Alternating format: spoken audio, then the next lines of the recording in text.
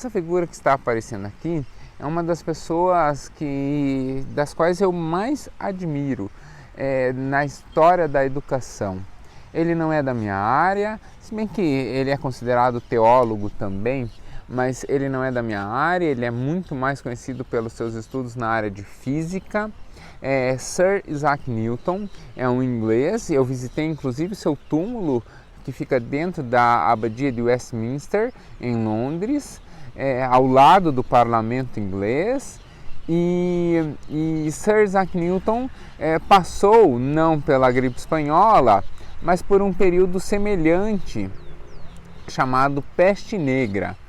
Foi um período em que houve também um isolamento, houve uma retenção, houve uma parada em toda a Europa em função da peste bubônica, que era uma doença transmitida pela pulga, era transmitida pelo rato, mas na verdade era transmitida pela pulga que morava no rato.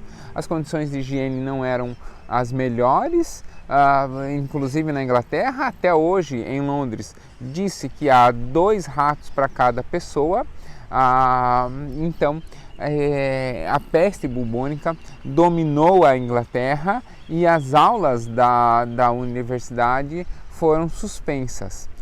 Sir Isaac Newton volta depois, durante esse período de pausa, ele realizou seus estudos de modo autônomo e depois ele volta para a universidade, quando as aulas voltaram. Só que quando a Universidade de Cambridge retomou as suas aulas, a pausa foi entre 1665 e 1666, quando Sir Isaac Newton retoma volta para as aulas. Ele era aluno. Quando ele volta para as aulas, ele havia criado a lei da gravidade, havia criado uma série de postulados de matemática e de física e havia reinventado a fórmula de cálculos e toda a física óptica, porque nesse tempo ele se dedicou com afinco aos estudos. E aí apareceram inclusive muitos posts sobre isso, que durante a peste negra, que é a peste bubônica, na Inglaterra, Sir Isaac Newton reinventou uma série de questões. E aí eu pergunto, e o John, que estudava na carteira na frente do Isaac Newton? E o Spencer, que estudava 2 carteiras para o lado? E o Eric, que estudava no fundão da sala? O que esses homens fizeram? Eles estudavam junto com Isaac Newton. Eles pararam também 2 anos sem aula. E o que eles fizeram? A vida deles não é significativa por causa disso? Só a vida de Newton é que é importante porque reinventou a matemática, o cálculo? É lógico que a sua criação é importante para a história da educação, para a história da física, para a história da matemática. Ele alcança a fama em função disso, mas a vida dele é uma vida tanto quanto qualquer outra. É uma vida que inclusive se acabou. Falei que visitei o túmulo dele.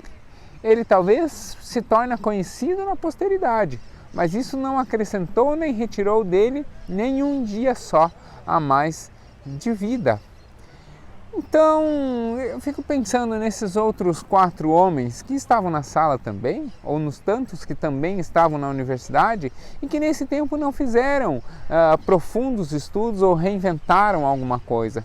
O que são desses homens? Será que eles perderam 2 anos da vida deles? Eu acho que não.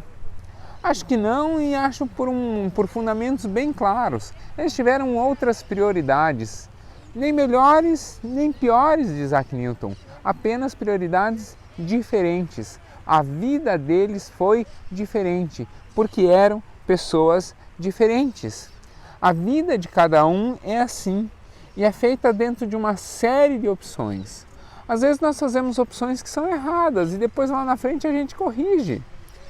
Às vezes a gente faz opções que são muito meritórias, mas que acabam não se efetivando. Eu mesmo tenho passado ultimamente por uma crise. Talvez você está vendo a minha voz falhar até um pouquinho, porque eu estou me segurando aqui para não chorar. Eu fiz algumas opções, coloquei algumas metas que não aconteceram. E agora precisa realinhar a vida e deixar essas metas de lado. Só há um erro possível dentro das opções que a vida dá.